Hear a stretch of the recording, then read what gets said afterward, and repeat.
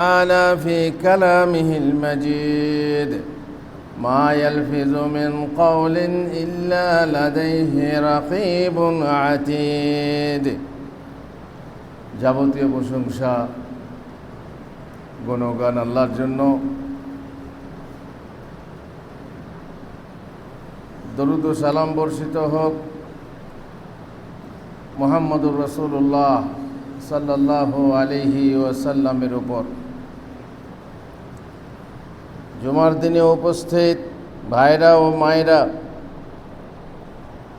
গত খুতবাতে আমি আলোচনা করেছিলাম, নসিহত করেছিলাম যেন আমরা আমাদের জিভকে কন্ট্রোলে রাখি, আমাদের জিভকে যেন নিয়ন্ত্রণে রাখি, আমাদের জিভের মুখে যেন লাগাম টানতে পারি, যেন কোনো অসঙ্গত কথা, কোনো অশ্লীল কথা, কোনো অন্যায় কথা মুখ দিয়ে উচ্চারণ না করি। কাউকে গালাগালি করা, কাউকে তুচ্ছ-তাচ্ছিল্য করা, মিথ্যা কথা বলা, গীবত করা, চুগলি করা এবং আরও অন্যান্য যে পাপ জীব দ্বারা হয়ে থাকে, ঝগড়া, বিবাদ, হিংসা প্রকাশ ইত্যাদি, সেগুলো থেকে যেন আমরা বিরত থাকি। আল্লাহ তাআলা আমাদেরকে তৌফিক দেন। আমরা যেন জুমার খুতবায় যে খুতবা শুনি, যে নসিহত শুনি, সেই নসিহত অনুযায়ী আমল করতে পারি। আর যদি আমল করতে পারি তাহলে মানুষ যাকে বলে, লোকেরা যে মানুষ বলছে, সবার ওপরে মানুষ সত্য, সেই মানুষ, প্রকৃত মানুষ যাকে বলে, ঈমানওয়ালা মানুষ যাকে বলে, যে মানুষের প্রশংসা আল্লাহ তাআলা করেছেন, যে মানুষকে শ্রেষ্ঠ জীব বলা হয়েছে, সেই জীব যেন আমরা হতে পারি। মিতভাষিতা, কম কথা বলা মুমিনের এক অমূল্য সম্পদ, এক অমূল্য সদ্গুণ। জীব নিয়ন্ত্রণে আল্লাহ তার রাসূলের ভালোবাসা লাভ হয়। যদি আপনি আপনার জীবকে কন্ট্রোল করতে পারেন, তাহলে আল্লাহ এবং তার রাসূলের ভালোবাসা, রাসূল সাল্লাল্লাহু আলাইহি ওয়াসাল্লাম জীবদ্দশায় নেই, আপনি আল্লাহর ভালোবাসা পাবেন। জনপ্রিয় হয়ে উঠে তার যে আপনি সদ্ভাব, যে আপনি ফল, সেই ফল আপনি পাবেন। আর জনপ্রিয় হয়ে উঠবে তার ব্যবহার ও চরিত্র। যদি আপনি অল্প কথা বলেন, ভালো কথা বলেন, খারাপ কথা না বলেন, আপনার চরিত্র সুন্দর হয়ে উঠবে, আপনার পাপের সংখ্যা কমে যাবে, মানুষের সাথে ব্যবহারে তার সম্পর্ক সুন্দর, সুদৃঢ়, মধুর হবে। ঝামেলা ঝঞ্ঝট, অনেক ঝামেলা ঝঞ্ঝট, তিরস্কার, অশান্তি থেকে আপনি আপনার হৃদয়, মনকে নিরাপদে শান্তিতে রাখতে পারবেন, নিরাপত্তা দিতে পারবেন, শান্তি দিতে পারবেন আপনার মনকে। বাকসংযম খুব সহজ নয়। যাদের অভ্যেস যেমন প্রকৃতিগতভাবে, তারা সেখানে বিড়বিড় করবে, কিন্তু যদি বলে আমি কন্ট্রোল করব, পারবে।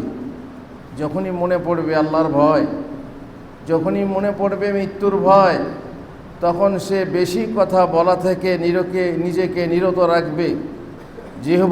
জিহ্বা এমন এক মন্দপ্রবণ ইন্দ্রিয়, যাকে দমন করা এক প্রকার জিহাদ। তাতে কষ্ট লাগে, তাতে কষ্ট হবে। তার জন্যই সর্বশ্রেষ্ঠ মুসলিম সেই ব্যক্তি যার জীব ও হাত হতে অপর মুসলিম নিরাপদে থাকে। পরন্তু কুপ্রবৃত্তির সাথে জেহাদ, কুপ্রবৃত্তির বিরুদ্ধে জিহাদ করা বিশাল কঠিন। কুপ্রবৃত্তির সাথে জিহ্বার সম্পর্ক বড় ঘনিষ্ঠ। আস্বাদন, লালসা এবং বাচনভঙ্গির হতাশনের দহন আশার এই অঙ্গেই একত্রিত, এই জীব দ্বারাই হয়ে থাকে। লৌহ তরবারির আঘাত ও তার বিধা জখমের উপশম আছে, কিন্তু বাক তরবারি ও কথার তীরের আঘাতের কোনো উপশম নেই। জারাহাতুস সিনালি লাহাল তিয়ামু ওয়ালা ইয়ালতামু মা জারাহাল লিসানু। ওর ক্ষতস্থানের ব্যান্ডেজ আছে, কিন্তু এর কোনো ব্যান্ডেজ নেই, যেহেতু ও আঘাত করে বাহ্যিক অঙ্গে। তরবারির আঘাত হয় আপনার বাইরের দেহে অঙ্গে, কিন্তু এ আঘাত করে জীবের তরবারি আঘাত করে আপনার অন্তরে, অন্দরমহলে, মর্মমূলে। আর ব্যাধির থেকেই আধিই হলো বড়। আর সেই জন্যই আমরা বলে থাকি হাড় ভাঙলে জোড়া লাগে, কিন্তু মন ভাঙলে জোড়া লাগে না। এমন একটা কথা বললেন যে কথার সাথে আপনি একজনের মন ভেঙে দিলেন। এই ভাঙা, আর কেউ আপনাকে আঘাত করলো, আপনার হাড় ভেঙে গেল, সেই হাড়, হাতের হাড়, পায়ের হাড় আপনার জোড়া লেগে যাবে, কিন্তু ভাঙা মনে আর জোড়া লাগাতে পারবেন না। এই জন্যে কঠিন এই তরবারির আঘাত, এই জিভের আঘাত হচ্ছে বেশি কঠিন। সুতরাং এমন শত্রুকে দমন করা জিহাদ বটে অবশ্যই, বিশেষ করে শত্রু মনের খেয়াল খুশি দ্বারা পরিচালিত হয় তাই। আর আল্লাহ রসুল সাল্লাল্লাহু আলাইহি ওয়াসাল্লাম বলেন, প্রকৃত মুজাহিদ তো সেই যে আল্লাহর সন্তুষ্টিতে নিজের আত্মার বিরুদ্ধে জেহাদ করে। জাহাদা নাফসাহু, তার আত্মার বিরুদ্ধে জেহাদ করে। স্বীয় আত্মা ও কুপ্রবৃত্তির বিরুদ্ধে জেহাদ হলো মানুষের সর্বশ্রেষ্ঠ জেহাদ, আফজালুল জেহাদ বলা হয়েছে। আনতুজাহিদা নাফসাক। ইসলামের দিক হতে শ্রেষ্ঠ মুমিন সেই ব্যক্তি যার জিহবা ও হস্ত হতে মুসলিমরা নিরাপদে থাকে। ইমানের দিক থেকে শ্রেষ্ঠ মুমিন সেই ব্যক্তি যার চরিত্র সবচেয়ে সুন্দর হয়।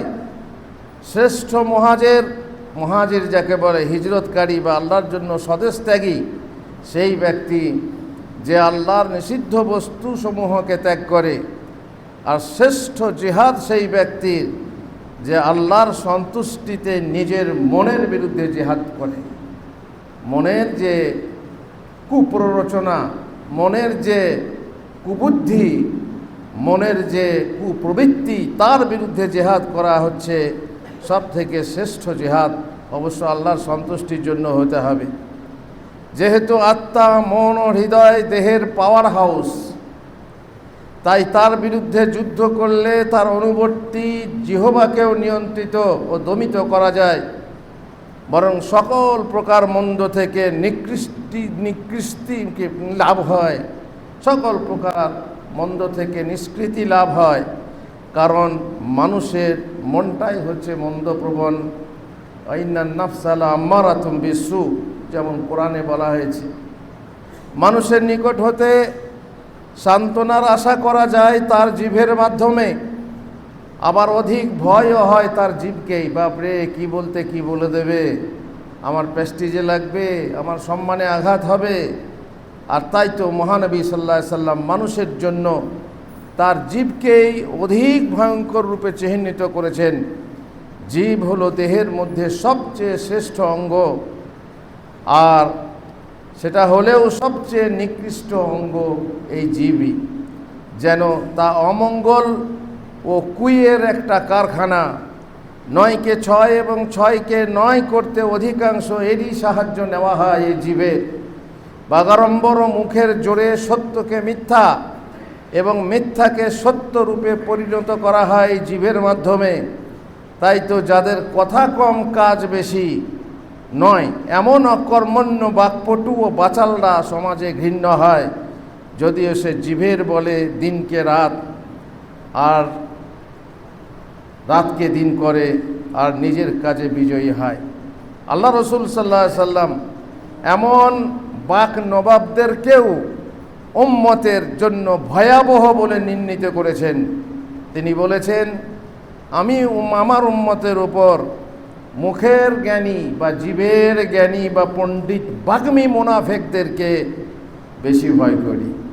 বাগ্মী মুনাফেক ওয়াইজ কি বলে, ওয়াইজ ইয়াকুলু তু'জিবুকা কাউলুহু ইউ'জিবুকা কাউলুহু, যখন কথা বলে তার কথা শুনতে মনোরম মনে হয়, সুন্দর কথা বলছে, কিন্তু কথার মধুতে যে তার বিষ ভরা আছে, সেই রকম মুনাফিক যারা ভালো কথা বলতে পারে, কথার মাধ্যমে মানুষকে ভ্রষ্ট করে, এই রকম জ্ঞানী, এই রকম আলেম, এই রকম পণ্ডিতকে আমার উম্মতের উপরে বেশি ভয় করি। যেহেতু এমন কপট আলেম বাগাড়ম্বরে অধিক পটু হয়, যুক্তি ও প্রমাণ পেশ করতে দক্ষ হয়, বক্তৃতা করতে মঞ্চ কাঁপিয়ে দেয়, বাতিলকে শোভন করে মানুষের সাদা মন লুটতে পারদর্শী হয়, কখনো কাঁদায় কখনো হাসায়, মানুষের মনকে জয় করে নেয়, বাকযুদ্ধে বিজয়ী হয়ে বাচস্পতি থেকে গণপতি হয়, যার ফলে মানুষ ধোঁকায় পড়ে বাতিলকেই গ্রহণ করে নেয়। প্রয়োজন অনুপাতে যথা পরিমাণে কথা বলতে, উপকার ব্যতীত অন্য বিষয়ে মুখ না খুলতে, বাক্যবান দ্বারা মানুষের হৃদয়কে ব্যথিত না করতে, যেখানে সেখানে অযথা জীবকে পিছলে না দিতে সমাজবিজ্ঞানী প্রাণ প্রিয় নবী মুহাম্মদুর রাসূলুল্লাহ সাল্লাল্লাহু আলাইহি সাল্লাম বহু নির্দেশ দিয়েছেন, যার কিছু আমরা গত খুতবাতে আলোচনা করেছি, আর আজকের খুতবাতেও সেই সব আলোচনা করলাম। তিনি আরও বলেছেন, সুসংবাদ সেই ব্যক্তির জন্য যে তার জিহ্বাকে বশীভূত রাখে, নিজ গৃহে অবস্থান করে। নিজ গৃহে মানে বাইরে থাকে না। মেয়ে ছেলেদের ব্যাপার বলছি না, তারা তো ঘরে থাকবেই। তাদের আবার অনেকেই আছে দার্জিলিং না দেখলে হয় না, দীঘা না দেখলে হয় না, তাদের নাকি মানসিক রোগ হয়ে যাবে। কত মহিলা ঘরে বসে সংসার করছে, তাদের কোনো রোগ হয় না। আসলে মনটাকে যদি তুমি বাইরে রাখো তাহলে তুমি লাগাম দিতে পারবে না। বাইরে না গেলে বাবরে, ঘরের ভিতর কবরের ভিতরে থাকি গো 12 মাস, বাইরে বেড়াতে পাই না। আবার বাইরে গেলে বোরকা পরে যেতে হবে, আমার দেহে আলো লাগবে না, আমার গায়ে সূর্যের আলো লাগবে না। আল্লাহু আকবার। তাদের অবশ্য মন খারাপ হবে, তাদের মানসিক রোগ হবে, কিন্তু যারা আল্লাহ ওয়ালি তারা মানবে, ওয়াকারনা ফি বুয়ুতিকুন্না, তোমরা তোমাদের ঘরে অবস্থান করো, অপ্রয়োজনে খবরদার রিস্ক নিতে যেও না, যেখানে সেখানে ভ্রমণ করতে গিয়ে গুন্ডার চক্রে পড়তে পারো, দুর্ঘটনার চক্রে পড়তে পারো। সুতরাং তোমরা ঘরে অবস্থান করো। আর পুরুষকেও বলা হয়েছে, রাসূলুল্লাহ সাল্লাল্লাহু আলাইহি ওয়াসাল্লাম বলেছেন যে তুমি তোমার ঘরে অবস্থান করো, অপ্রয়োজনে বাইরে থেকো না, অপ্রয়োজনে আড্ডার জায়গায় আড্ডা দিও না, অপ্রয়োজনে চায়ের দোকানে এখানে সেখানে না। তোমার কাজে আছো ঠিক আছে, কাজ ছাড়া বাইরে থেকো না, ঘরে এসো, ঘরের পরিবারের সাথে কিছু ভালো কথা আলোচনা করো, হাসি খুশি করো। পরিবারেরও একটা হক আছে, সেই হক আদায় করো। সুতরাং তুমি ঘরে থাকো, জীবকে বশীভূত রাখো, আর সকৃত পাপের জন্য ওয়াক্কি আলা খাতিয়াতে, পাপের জন্য রোদন করো, যে পাপ করেছো তার জন্য কান্না করো। রাসূলুল্লাহ সাল্লাল্লাহু আলাইহি সাল্লাম আরও বলেছেন, লা ইস্তাকিমু ঈমানু আবদিন হাত্তা ইস্তাকিমা কলবুহু, কোনো বান্দার ঈমান দুরস্ত হয় না যতক্ষণ পর্যন্ত না তার হৃদয় দুরস্ত হয়। ওয়ালা ইস্তাকিমু কলবুহু হাত্তা ইস্তাকিমা লিসানুহু, এবং তার হৃদয় দুরস্ত হয় না যতক্ষণ পর্যন্ত না তার জিহ্বা দুরস্ত হয়। ওয়ালা ইয়াদখুলু রাজুলুন আল জান্নাতা লা ইয়ামানু জারুহু বাওয়াইকাহু, আর সে ব্যক্তি জান্নাতে প্রবেশ করবে না যার প্রতিবেশী তার অনিষ্ট থেকে নিরাপদে থাকে না। যে প্রতিবেশীকে কষ্ট দেয় কথার মাধ্যমে কিংবা কোনো কাজের মাধ্যমে, তাহলে সে জান্নাতে যাবে না।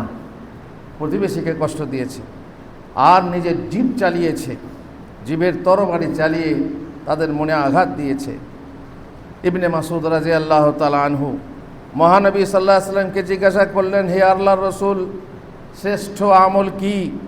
তিনি উত্তরে বললেন, যথা সময়ে নামাজ পড়া, সময় হয়ে গেলে পুরুষ, মসজিদের আজান হয়ে গেলে মসজিদে আসা, আর হে মহিলারা, আজান হয়ে যাওয়ার পরে পহেলা আউয়াল ওয়াক্তে নামাজ পড়া সর্বশ্রেষ্ঠ আমল ইমানের পরে। অতঃপর ইবনে মাসউদ জিজ্ঞাসা করলেন, হে আল্লাহর রাসূল, তারপর কি? তিনি বললেন, তোমার জিহ্বা হতে লোকেদেরকে নিরাপদে রাখা। নামাজ পড়ার পরে কার কার কথা এলো? এই জীবের কথা, যে জীব দ্বারা যেন আমার বাইরের লোকেদেরকে, বাড়ি থেকে নিয়ে বাইরের যত লোক আছে তারা যেন আঘাত না পায়, কষ্ট না পায়। আল্লাহ আমাদেরকে হেদায়েত করুন, আল্লাহ আমাদেরকে হেদায়েত করুন, রক্ষা করুন। আল্লাহুম্মা আমিন। বারাকাল্লাহু লি ওয়া লাকুম ফিল কোরআনিল আযীম ওয়া নাফা'নি ওয়া ইয়্যাকুম বিল আয়াতি ওয়া যিকরিল হাকীম। ইন্নাহু তাআলা জাওয়াদুন কারীমুম মালিকুম বাররুর রাউফুর রাহিম।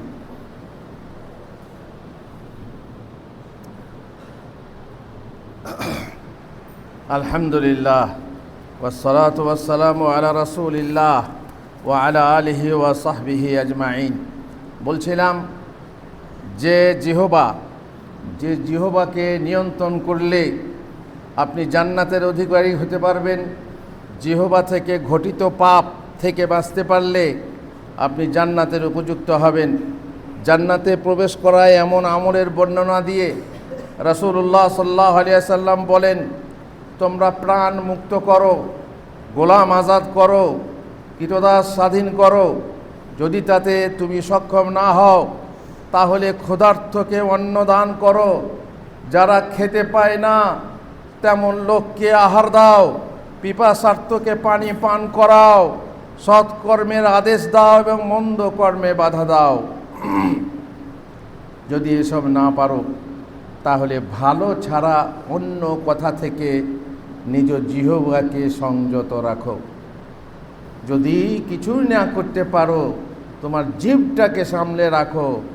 এ নয় যে তুমি কাজের বেলায় কিছুই নাই আর বাকের বেলায় ফুটানি, এরকম যেন না হয়। কাজ নেই আর মুখে দরো হলে তুমি কিন্তু বিপদে আছো। রাসূলুল্লাহ সাল্লাল্লাহু আলাইহি ওয়াসাল্লামের কাছে এক ব্যক্তি এসে বলল, আল্লিমনি আমালান ইউদখিলুনিল জান্নাহ। ইয়া রাসূলুল্লাহ, আমাকে এমন একটা উপদেশ দিন বা এমন একটা আমলের কথা বলুন যার জন্য আমি জান্নাতে যেতে পারি। ক্বালা আতইমি তাম, তুমি খাদ্য দান করো, খাদ্য খাওয়াও। ওয়া আফশিস সালাম, আর সালাম প্রচার করো। ওয়া আতিবিল কালাম, আর কথা তুমি ভালো কথা বলো। ওয়া সাল্লি বিল লাইলি ওয়ান নাসু নিয়াম, আর যখন মানুষ ঘুমিয়ে থাকে তখন তুমি নামাজ পড়ো, মানে তাহাজ্জুদ পড়ো। তাদখুলুল জান্নাতা বিসালাম, তাহলে আরামের সাথে, শান্তির সাথে তুমি জান্নাত প্রবেশ করবে। একবার মুআয রাদিয়াল্লাহু তাআলা আনহু বললেন, হে আল্লাহর রাসূল, আমাকে উপদেশ দিন। তিনি বললেন, এমনভাবে আল্লাহর ইবাদত করো যেন তুমি তাকে দেখছো। এমনভাবে ইবাদত করো যেন তুমি তাকে দেখছো, আল্লাহকে যেন দেখছো। তুমি নিজেদের মৃতদের মধ্যে গণ্য করো, আর যদি দেখছো এমন মনে না করতে পারো, তাহলে আল্লাহ অবশ্যই তোমাকে দেখছে। আর তুমি নিজেদেরকে মৃতদের মধ্যে গণ্য করো, তুমি ভেবে নাও যে আমি মারা গেছি। মরণ কখন আসবে হঠাৎ করে তুমি ধারণাও করতে পারো না। সুতরাং নিজেকে মৃতদের মধ্যে গণ্য করো, আর তার মানে মরার জন্য সব সময় প্রস্তুত থাকো। তুমি রেডি থাকো, তোমার গাট্টি বুট্টি বন্ধ সমস্ত গুটিয়ে নিয়ে, ব্যাগ নিয়ে প্রস্তুত থাকো। রাস্তার ধারে যেন দাঁড়িয়ে থাকো মুসাফিরের মতো। কখন ট্রেন আসবে, ট্রেন এলেই চাপতে হবে। কখন বাস আসবে, মৃত্যুর বাস চলে আসবে, চাপতে হবে। রেডি থাকো। আর যদি চাও তবে তোমাকে এমন কাজের কথা বলবো যা তোমার পক্ষে সবের চেয়ে অধিক সহজ হবে। এত বড় কাজ করতে হবে না, ছোট কাজ কথা বলে দিই। সেটা কি? নিজের হাত দ্বারা এই জীবকে ধরে তিনি বললেন এইটাকে নিয়ন্ত্রণে রাখো, তাহলে তুমি অনেক পাপ থেকে বাঁচতে পারবে এবং অনেক ইবাদত থেকে তোমার ভালো। এই জীবকে সংযত করা। মুআয রাদিয়াল্লাহু তাআলা আনহু বললেন, সুম্মা ক্বালা আলা উখবিরুকা বিমালাকি যালিকা কুল্লি, আমি কি তোমাকে সেসবের মূল সম্বন্ধে বলে দেব না? কুলতু বালা ইয়া রাসূলুল্লাহ, আমি বললাম অবশ্যই বলে দিন হে আল্লাহর রসুল। তখন তিনি বললেন কুফা আলাইকা হাজা, তো জিভটাকে ধরে বললেন তোমার মধ্যে এইটিকে সংযত রাখো। আর মুআয বললেন হে আল্লাহর রসুল, আমরা যে কথা বলি তাতেও কি আমাদের হিসাব দিতে হবে? মানে আমি কথাবার্তা বলছি, মানুষের মাঝে সাথে পরিবারে কথা বলি, মানুষের সাথে কথা বলি, তারও কি হিসাব হবে? তার জন্য কি আমাদেরকে পাকড়াও করা হবে? তিনি বললেন সাকিলাতকা উম্মুকা ইয়া মুআয ওয়া হাল ইয়াকুব্বুন নাসা ফিন নারি আলা ওয়ুজুহিহিম আও ক্বালা আলা মানাখিরিহিম ইল্লা হাসাইদু আলসিনাতিহিম, তোমার মা তোমাকে হারিয়ে ফেলুক হে মুআয, মানুষকে তাদের নিজেদের জীব ঘটিত পাপ ছাড়া অন্য কিছু কি তাদেরকে মুখ থুবড়ে জাহান্নামে নিক্ষেপ করবে?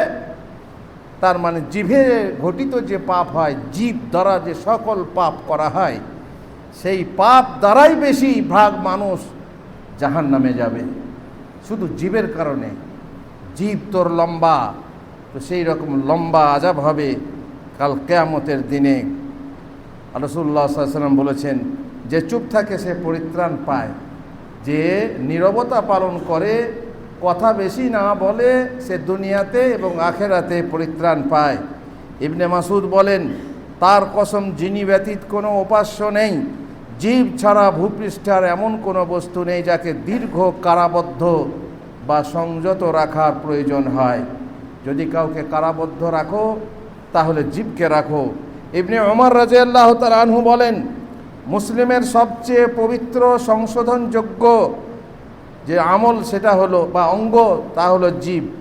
বাজে ও মন্দ কথা এবং কাজ থেকে বিরত থাকা মুসলিমের জন্য সদকা স্বরূপ। রাসূলুল্লাহ সাল্লাল্লাহু আলাইহি ওয়াসাল্লাম বলেন, প্রত্যেক মুসলিমের উপর সদকা করার দায়িত্ব আছে। যদি সদকা করার কিছু না পাও তবে সে যেন স্বহস্তে কর্ম করে নিজেকে উপকৃত করে এবং ওই থেকে সদকা করে। যদি তাতেও অক্ষম হয় তাহলে বিপদগ্রস্ত অভাবীর সাহায্য করে। যদি তাও না করে তবে সৎ কাজের আদেশ দেয়। যদি তাও না পারে তাহলে মন্দ কাজে বিরত থাকবে, নিজে বিরত থাকবে, আর এটাই হবে তার জন্য সদকা।